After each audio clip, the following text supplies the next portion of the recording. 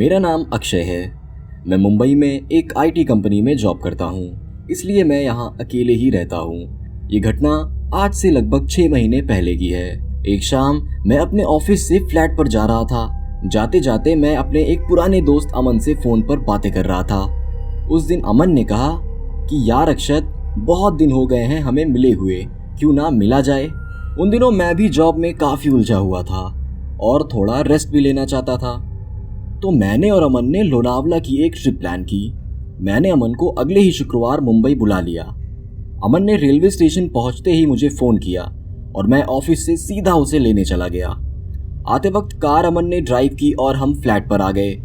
उस शाम हम दोनों ने खूब सारी बातें की, पर रात में टाइम से सो गए क्योंकि हमें सुबह ही लोनावला के लिए निकलना था। सुबह होते ही नहा धोकर हमने नाश्ता किया, नजदीकी फ्यूल स्टेशन पर गाड़ी का टैंक फुल करवाया और लोनावला के लिए निकल गए।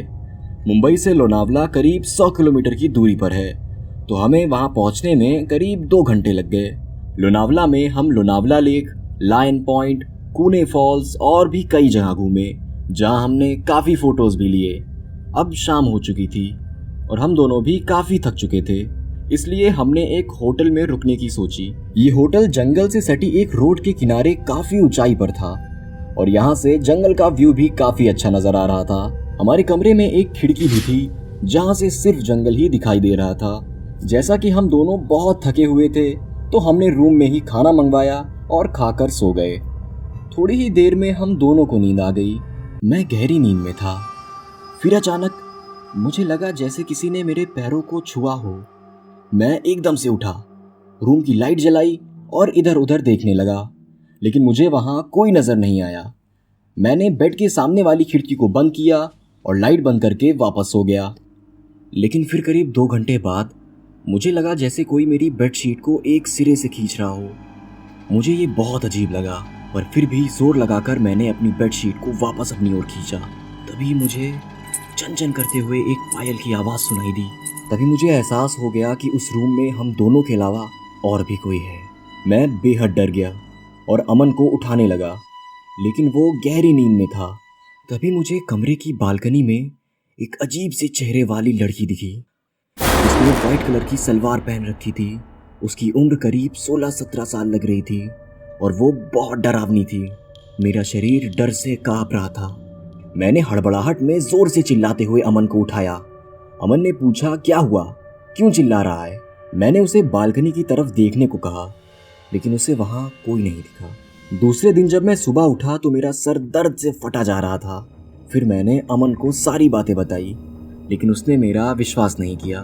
फिर हम दोनों नहा धोकर होटल के पास वाले बाजार में गए। वहां अचानक मेरी नजर एक पोस्टर पर पड़ी, जिस पर बड़े बड़े अक्षरों में गुमशुदा लिखा था, जिसे देखकर मैं दंग रह गया, क्योंकि उस पोस्टर पर उसी लड़की की तस्वीर लगी थी जिसे मैंने रात को देखा था।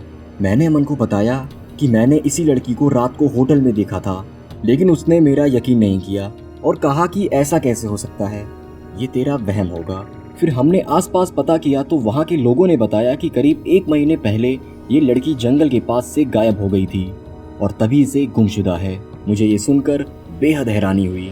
कुछ देर बाद मैं और अमन होटल वापस चले गए और फिर सामान कार में रखकर मुंबई के लिए रवाना हो गए। मेरे सर में अभी भी दर्द था, इसलिए गाड़ी अमन ही चला रहा था। शाम होते होते हम वापस मुंबई पहुंच गए। उस रात मुझे बुखार आ गया था, इसलिए मैं बिना कुछ खाए ही सो गया।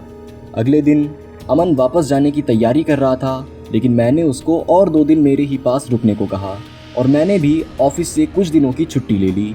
उन दिनों मेरी आंखों के सामने हर वक्त उस लड़की का ही चेहरा रहता था और मैं यही सोचता रहता था कि वो वहां कैसे आई होगी। हालांकि आज भी ये सवाल मेरे जहन में खटकता है। तो दोस्तों, आपको क्या लगता है, वहां वो लड़की कैसे आई होगी? क्या वो मर चुकी थी?